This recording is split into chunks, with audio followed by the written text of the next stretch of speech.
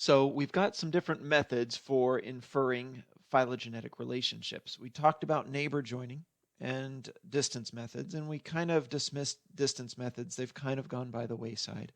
The neighbor joining, although still used, is not used for the final answer. It's used for a quick ballpark preliminary answer to begin more complex analyses. So we're kind of left now at this point with deciding between parsimony and maximum likelihood. And we're going to add a third method called Bayesian inference generally, and we'll talk about that in our next lecture. But let's start to address this right now. Which phylogeny is best, or which method is best to figure out phylogeny? Now, to do this, to be able to assess which method is best, we need to be able to know what the best phylogeny is, right? So we need to know what the relationships are. And so that's, you think, well, okay, that's easy, duh. The best phylogeny is the one that is true, or the one that reflects these historical relationships between species. But remember, because it is an inference of historical events, we can never know with 100% accuracy. And there's some good analogies here. I've recently been listening to a biography, a history of Napoleon's life. And Napoleon is a good example because he's kind of a polarizing character. And some people demonize him and look at all the bad things he did. Other people look at his ending of the terror in France and establishing of many good institutions that have held up for centuries. And so he has some things that can be criticized and some good things. And so if we were to try and reconstruct his life, depending on the sources we used, right, we might have very biased sources. If we used only contemporary British sources, we'd probably get a very biased view of Napoleon. You might have other historical events that you're evaluating. And so if you based your evaluation of history off of eyewitness accounts, you might get a different answer, or at least a different view of events than if you based it off of documentation or archaeological evidence. So realize that we can never know 100% what went on in the past. We can get pretty close if we've got enough information, but we never know 100%. And this is true for phylogenies also of living species. We cannot watch those species speciate and see what happened and know 100% what their history was. So we're left trying to find the best phylogeny when we can never really know. Now, there are two exceptions to this rule of we cannot know with 100% accuracy. One is if we have a known phylogeny. And what I mean by that is, what if we really could watch separation of lineages into subgroups and then speciation till they became new species, and then boom, boom, keep following that process, and then we would know the phylogeny if we could watch it occurring. Now, for the vast majority of organisms, that's just not feasible, right? We can't say, well, let's watch elephant evolution over the next 10 million years and see if new species pop up, and then, and then we'll know that phylogeny. But that's not feasible on a human timescale. But with bacteria, perhaps we could do it. We could take a single bacterium, grow it up in a culture so we know all of those bacteria descended from one of them, separate them into two groups, and then repeat that process over and over again. So in theory, we could have a known phylogeny, although it wouldn't be species, it would be like strains of the same bacterium. But we could potentially have a known phylogeny. We could then sequence genes, and if there was enough variation and mutation, we could then see if we could recover the true or known phylogeny based on those genes. Now that's limited to only viruses or bacteria. Also, it's even then we probably don't have a ton of data because mutation rates, even though they're high among viruses and bacteria, are not going to give us tons and tons of variability. And there's a limited genome. So there are some limitations to known phylogenies. We also, and this is actually how most people solve this problem of trying to figure out if our methods are really recovering a true tree or a best tree. And they do it by creating simulated data. So you write a computer algorithm that will start with a beginning sequence or even population of sequences, and then you separate it into two and let those sequences mutate artificially, right? Have some amount of change over generations, have them separate. And you can change the parameters in the algorithm all you want, and you can generate as much data as you wanted. Now, the criticism to this is whether or not that actually reflects, or how well it reflects, what's going on in real life in the cells. Can what we write a computer program and simulate on a computer, does that 100%, or maybe not 100%, but does it 98%? Is it really a good simulation of what's going on in real life? And the answer is probably we're getting pretty good at doing that, but there's still a little bit of a asterisk there, or an unknown, is whether those simulations are really, really good reflections of what's going on biologically. And so ideally, we would be able to assess which method is best by if it recovers the true tree. And the simulated tree is one way to get at that.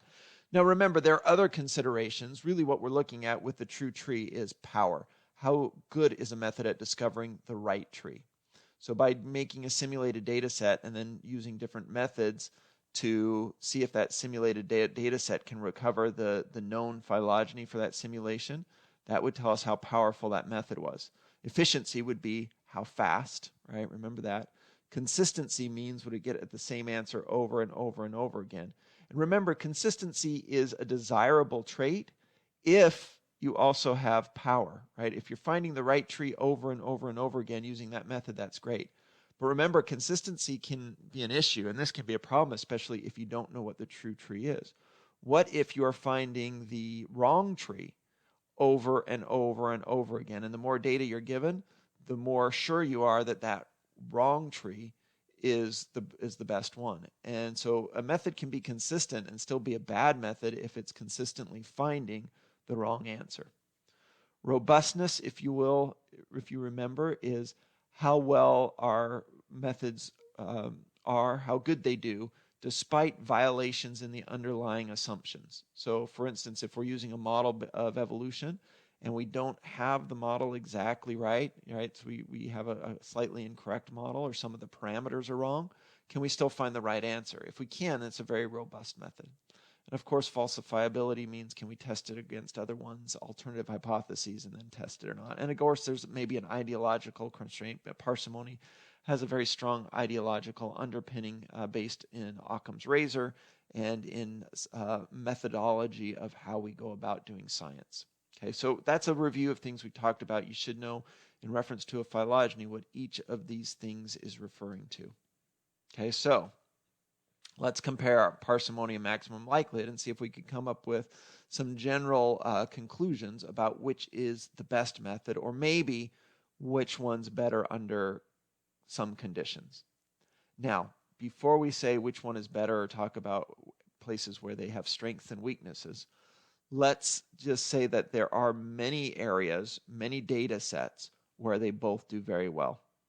And in fact, a congruence of methods might be one really good thing to do. So maybe you do an analysis with parsimony, and then you do another analysis with maximum likelihood, and then you compare your results.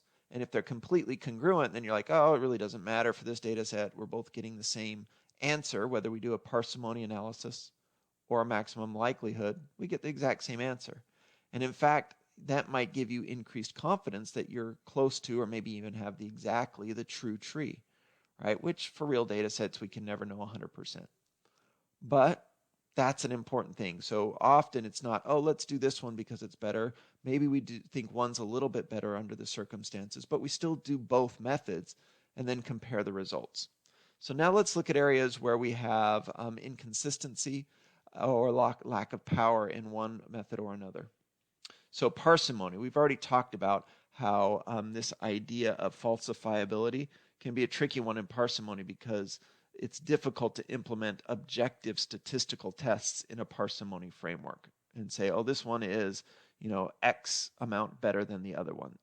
We could come up with a value, but we don't know if that's a significant value or not based on branch lengths alone. And then there is this one area, and it goes into the paper number 9, I believe it is, the Felsenstein paper, whatever one that is. It's, sorry, let me just double check here so I make sure I'm telling you the right paper. Let's look, it's going to be here.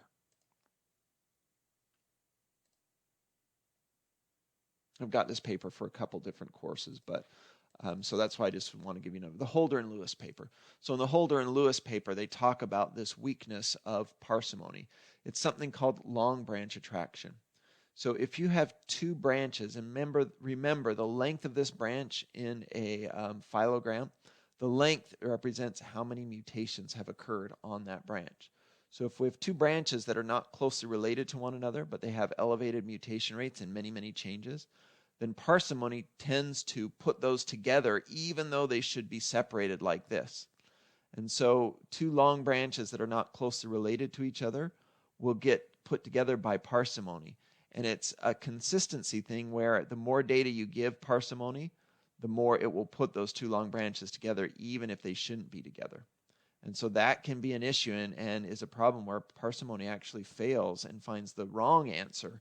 And again, this is using simulated data, and how well that reflects and how much of it is a problem in real life data is still not known 100%. But this is probably a fairly rare circumstance where these things occur. But it does happen, and parsimony has a problem with it. Okay, now maximum likelihood has its own weaknesses. So let's talk about the weaknesses of maximum likelihood, and then we'll look at this graph here, or this diagram here a little bit. We've already talked about the circularity problem, or the catch-22, right? Where in order to infer a model of evolution, we need a phylogeny, but the whole reason we're doing this is to figure out the best phylogeny. So there's a little bit of circularity there, which can pose a problem in some areas, but we can kind of get around that by using a quick neighbor joining tree to estimate our initial one, maybe even going back in and redoing it in a couple of rounds or iterations of analyses. And that might help us to at least somewhat resolve this circularity problem. We've already mentioned this, but let's emphasize it. Maximum likelihood is way more computationally intense than a parsimony analysis for the same data set. Calculating that log likelihood score across all sites is a very computationally intense process. And so it might take us, 10, 20, 30 times as long to do the same level of search with a maximum likelihood analysis as it would with a parsimony analysis. And so that's an issue. If you have limited amount of time and resources, we're talking about computational power, then it might be better to do a parsimony analysis and do a more complete, thorough search than the maximum likelihood analysis, which cannot be done at the same level of rigor, of intensity, and number of trees evaluated, given the same resources. And then finally, there actually are, and this is presented in another paper, the graduate course will read this one. Undergraduate course, you're not going to get this in depth into it, but I'll outline it in general, and just if you're in the undergrad course 4330, just kind of look at it and say, oh, I don't need to do that in a lot of detail. But you should know that maximum likelihood is inconsistent when there is rate heterogeneity, or what we call heterotachy, when some branches mutate much more rapidly than others, and there's this discrepancy. Originally, the models assumed a single model of evolution with equal rates, equivalent rates across all of the different branches of the phylogeny. And that's not realistic for some data sets. And so when that is the case, and this demonstrates it, we have maximum likelihood actually for a very, very long time until we get a certain similarity between branch lengths. When branch lengths are very, very different, rate evolutions are very different, maximum likelihood finds the wrong tree. And this is what that red line is down there, right? That's in heterogeneous rates of evolution. So they've drawn this little box around the area where maximum likelihood fails. And notice that at an early stage, when they're really, really different, parsimony fails also. Sorry, that's down here. Parsimony fails also. But at a certain point earlier on, there's this kind of zone where parsimony does really very well, and maximum likelihood is still doing very poorly. And so in that zone, this is an area where, maybe maximum likelihood is better than maximum parsimony in that area. So just be aware that there is inconsistency, and this is the type of inconsistency where you're finding the wrong answer, and the more data you give it, the more sure it has the right answer, even when it has the wrong answer. And again, remember, when I say wrong answer, we're doing this off of simulated data sets where we know what the right answer is. And so there are two ways that you could get around this. One is kind of a cop-out, I think. So we'll list these. They're there in the paper. Is that number one, we could use a different method, right? That's kind of the cop-out. Say, I'm maybe in this area where maximum likelihood is inconsistent, where we've got this rate heterogeneity, but parsimony does a really pretty good job. So let's do parsimony. Okay, that's one way. The second way to do it is change our model of evolution so that it is more flexible, so that we could have rate variation across branches to deal with this heterotachy. Now, we're still going to have an estimation. We never know for sure what the branch lengths are ahead of time. That's part of the historical problem with these relationships in evolution. But we could maybe have more flexibility, more categories for branch lengths internally, and have a mixed model system where we could put different models on different parts of the tree. And so if we could do that, then we could circumvent a large part of this heterotachy problem that maximum likelihood has. Now, there's a trade-off for that. These more complex models means more complex calculations. So we're even further increasing the burden of number 2. So we can kind of solve number 3 by making more complex mixed model systems between data sets, different branch evolution at different evolutionary rates on different branches, and we can make those models match better what might be occurring in real life, but we're increasing this burden of computational intensity. So it might be a partial solution, and modern methods have done that, and we've brought more and more computing power to bear on this problem, where now we have even faster computers. The computational speed of computers doubles roughly every 2 years. That's something called Moore's law. But even then, we can't keep up with the massive data sets that we are able to generate via modern DNA sequencing. But we can use parallel processors, all breaking the problem into multiple problems and then putting them back together later by using faster and faster processors. So we can to some extent, with technology and progress, relieve some of this burden of computational intensity. But the take-home message is, for all of these methods, here's that chart that I've shown you, and you should kind of start to fill this out in your mind. We still have to do Bayesian analyses. That'll be our last method, which we'll talk about in the next lecture. But parsimony and maximum likelihood are similar in many ways because they're both using discrete data, the DNA itself. They're both optimality criteria, but remember, they're optimizing different things. Parsimony is optimizing the number of mutations that are mapped onto the phylogeny, whereas maximum likelihood is optimizing the likelihood score, finding the best statistical score based on that model of evolution and its calculation across all sites in the data. And so although they have those similarities, the thing that they're going for and their approach is quite and significantly different. But if we do a parsimony analysis and a maximum likelihood analysis, and we commit that time and energy to do that, and we get identical or maybe at least just very similar results, then we can be fairly confident that, oh, look, we've got congruence. If they don't match, then we may want to start to do more analyses as to why. Are we facing a long branch attraction problem with the parsimony analysis? Is there rate heterotachy, heterogeneity of evolutionary rates across different branches that's making maximum likelihood inconsistent? So just realize that we might have to put a little more time, energy, and resources into these analyses. And at the end result, we might never have 100% reliability. But as we gather more data, do more in-depth analyses, we can become more and more confident and better reassured, I guess, or know with higher levels of confidence that we have the true phylogeny, or at least something close to the true phylogeny, which for real live data sets of living species can never be 100% known for sure.